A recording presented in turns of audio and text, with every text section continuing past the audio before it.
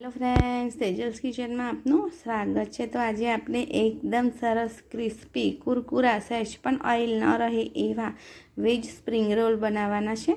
तो शुरुआत करिए वेज स्प्रिंग रोल बनाववानी। तो सौप्रथम આપણે સીટ માટે લોટ બાંધી લઈશું। તો અમે અહીં ઘઉંનો લોટ લીધો છે। તમે અડધો મેંદો કે અડધો ઘઉંનો લોટનો ઉપયોગ પણ કરી શકો છો। મોહન માટે 1 ચમચી જેટલું તેલ એડ કરી લઈશું। સ્વાદ અનુસાર થોડું મીઠું એડ કરી લઈશું અને 3 થી 4 ચમચી જેટલું કોર્નફ્લોર એડ કરી લઈશું। કોર્નફ્લોરની જગ્યા પર તમે આરા લોટ કે ચોખાનો લોટનો ઉપયોગ પણ કરી શકો છો। હવે બધું જ સરસ રીતે મિક્સ કરી લઈશું અને જરૂર પડે એ પ્રમાણે પાણી લઈ અને આપણે રોટલી બનાવી એ રીતનો ઢીલો લોટ બાંધી લઈશું। તો થોડું થોડું પાણી એડ કરતા જઈને આપણે એકદમ સરસ એવો લોટ બાંધી લઈશું। તો જોઈ શકો છો આ રીતનો લોટ બાંધી લીધો છે। હવે 10 થી 15 મિનિટ રેસ્ટ આપીશું અને ત્યારબાદ એને ઓઇલથી કેળવી લઈશું। તો 15 મિનિટ જેટલો ટાઈમ થઈ ગયો છે લોટને। તો હવે આપણે લોટને સરસ રીતે કેળવી લઈશું। હવે આપણે સ્લરી બનાવીશું। તો અહીં મેંદાનો ઉપયોગ કરે છે ઘણા લોકો, કોર્નફ્લોરનો ઉપયોગ પણ કરે છે, રાઈસ લોટનો ઉપયોગ પણ કરે છે, પણ મેંદાના લોટથી જે રિઝલ્ટ મળે છે એ કોર્નફ્લોર કે રાઈસ ફ્લોરથી મળતું નથી, માટે મેંદો જ ઉપયોગ કરવો। તો મેંદામાં જેટલું પાણી એડ કરવું હોય એ પ્રમાણે આ રીતના પતલી સ્લરી તૈયાર કરી દેવાની છે। તો જરૂર પ્રમાણે પાણી એડ કરતા જઈએ અને આ રીતે આપણે સ્લરી બનાવી લઈશું। તો જોઈ શકો છો એ રીતે આપણે સ્લરી બનાવવાની છે। હવે અહીં મેં નૂડલ્સને પહેલાં જ બાફી લીધા હતા। તો એક કઢાઈમાં ઓઇલ ગરમ કરીને મેં અહીં આદુને કટકી કરી લીધી છે, લસણની પણ કટકી કરી લીધી છે અને મરચાંની પણ કટકી કરી લીધી છે। તમે ચાહો તો પેસ્ટ પણ એડ કરી શકો છો।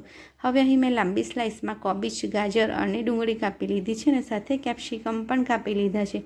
તો નૂડલ્સને એકદમ સરસ છૂટા કેવી રીતે બાફવા એનો વિડીયો મેં ઓલરેડી અપલોડ કરી લીધો છે, તો તમે જઈને જોઈ શકો છો। તો આપણા નૂડલ્સ એકદમ એકબીજાને ચીપકે પણ નહીં અને એકદમ સરસ છૂટા નૂડલ્સ બનીને તૈયાર થઈ જાય છે। બધું જ શાક એકદમ થોડું શેકાઈ જાય પછી આપણે એક પેસ્ટ બનાવવાની છે। તો મસાલાની પેસ્ટ બનાવવાની છે। તો સૌપ્રથમ અહીં મેં સેજવાન ચટણી લીધી છે જે 2 થી 3 મોટી ચમચી લીધી છે।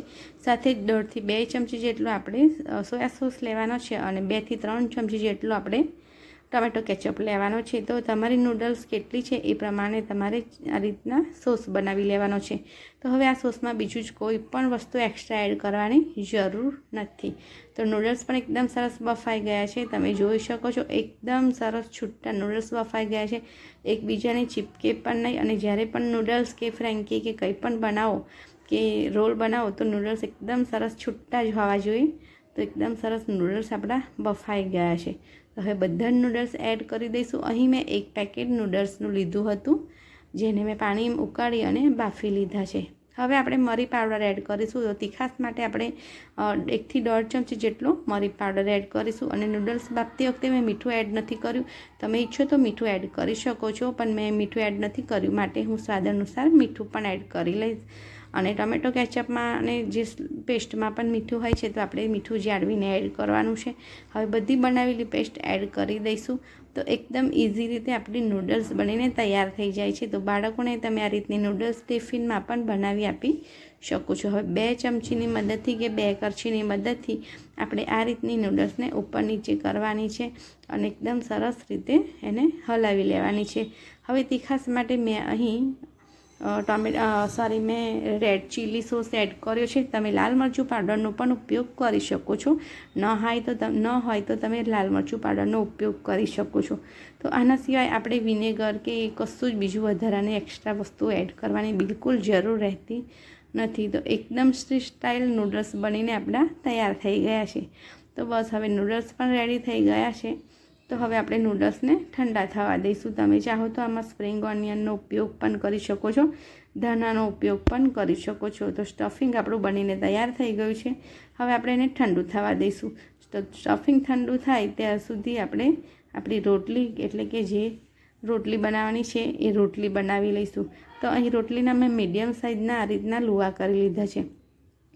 તો આપણે સૌપ્રથમ નાની નાની પૂરી જેવું વણી લેવાનું છે અને 2 પૂરી વણી અને સીધી જેને લોટમાં ડુબાડી દેવાની છે। મેં અહીં ઓઇલ એડ કર્યું છે અને ઓઇલ પછી લોટ પણ છિડકવાનો જે મેં વિડીયોમાં સ્કીપ થઈ ગયું છે। તો બસ આ રીતે લોટમાં એને ડુબાડીને જ વણવાની છે જેથી કરીને એકદમ સરસ પડ છૂટા બની જશે। તો 2 રોટલી નાની નાની વણી લેવાની છે કે પૂરી વણી લેવાની છે અને પછી આ રીતના જેટલું તમે ખેંચી શકો એટલી ખેંચી અને એકદમ પતલી રોટલી વણીને તૈયાર કરી લેવાની છે. તો બીજી બાજુ મેં તવી પણ તૈયાર કરી દીધી છે. તવીને ગરમ કરવા માટે મૂકી દીધી છે અને આ રીતની એકદમ પતલી રોટલી બનાવી લીધી છે. તો આ રોટલીને આપણે પડવાળી રોટલી પણ કહીએ છીએ. તો હવે આપણે એને શેકવાની છે. શેકતી વખતે ધ્યાન રાખવાનું છે વધારે પડતી એને ચડવા નથી દેવાની. બસ એક સાઈડથી નોર્મલ આ રીતની રોટલી થઈ જાય એટલે આપણે એને પલટાવી લેવાની છે. હવે એ જ રીતે આપણે બીજી બાજુ પણ એટલી જ એને અધકચરી ચડવા દેવાની છે. તો આ રોટલીને અધકચરી ચડવા દેવાની છે. તો જોઈ શકો છો આપણી રોટલી એકદમ સરસ અધકચરી ચડીને તૈયાર થઈ ગઈ છે. તો આ રીતે તમે રોટલી વણીને રાખી પણ શકો છો. તમે આમાંથી પટ્ટી સમોસા પણ બનાવી શકો છો.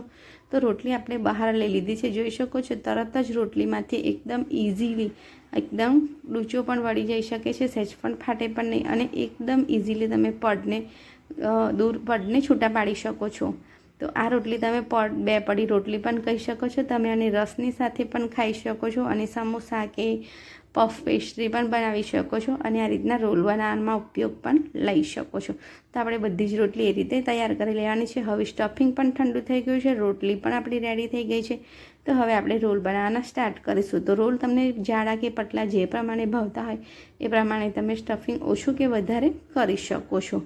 તો અહીં આપણે સ્ટફિંગ રોટલીની વચ્ચે કે સાઈડમાં આ રીતે પાથરી લેવાનું છે અને કિનારી પર આપણે આ રીતે મેંદાની સ્લરીને લગાવી લેવાની છે, જેથી કરીને એકદમ સરસ આરામથી આપણી રોટલી ચીપકી જાય અને જ્યારે પણ તળીએ ત્યારે અંદર તેલ પણ ના ભરાઈ જાય અને એકદમ સરસ એવી ક્રન્ચી બને. આપણો રોલ એકદમ સરસ ક્રન્ચી બને માટે આપણે આ રીતે એને પેક કરી લેવાની છે. તો વિડીયોમાં જોઈ શકો છો એ રીતે આપણે રોલને વાળી લેવાના છે. હવે તેલ પણ ગરમ કરવા માટે મૂકી દીધું છે.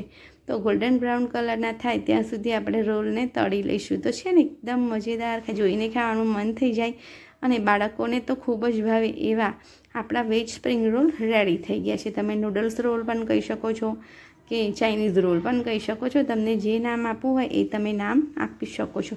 તો એકદમ સરસ આપણા રોલ તૈયાર તળીને રેડી થઈ ગયા છે. તો હવે સર્વ બી કરી લઈશું.